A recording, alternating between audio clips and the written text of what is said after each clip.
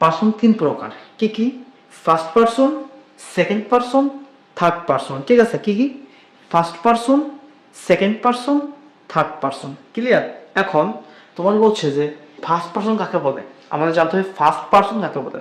যে ওয়ার্ড দ্বারা আমি, আমরা, আমাদেরকে বোঝায়। যে ওয়ার্ড দ্বারা আমি, আমরা, আমাদেরকে বোঝায় তাদের কি? তার পার্সনকে ফার্স্ট পার্সন বলে। যেমন কি? যেমন I, we, us, my, our, ours. Clear? উদাহরণটা হচ্ছে কি, সিম্পলভাবে বোঝো।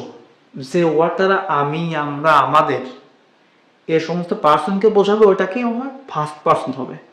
যেমন আই, উই, ঠিক আছে, I, we, our, mine, ours ইত্যাদি। এখন আপনার সেকেন্ড পার্সনের ব্যাপারে কি, এটা কি বলছে? যে ওয়ার্ড দ্বারা তুমি, তোমরা, তোমাদের পার্সনকে বোঝাবে, ওটা কি বলে? সেকেন্ড পার্সন বলে। কি বলো?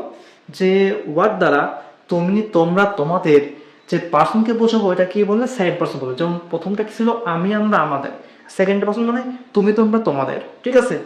আমি, আমরা, আমাদের ফার্স্ট পার্সন, তুমি, তোমরা, তোমাদের সেকেন্ড পার্সন। উদাহরণটা কি দেখে দেখো তো, ইউ মানে তুমি, দো, দে, ইউর, দে। ঠিক আছে? ক্লিয়ার? ফার্স্ট পার্সন হচ্ছে আমি, আমরা, আমাদের। সেকেন্ড পার্সন তুমি, তোমরা, তোমাদের। আর থার্ড পার্সনটাকে আমাদের শিখতে হবে।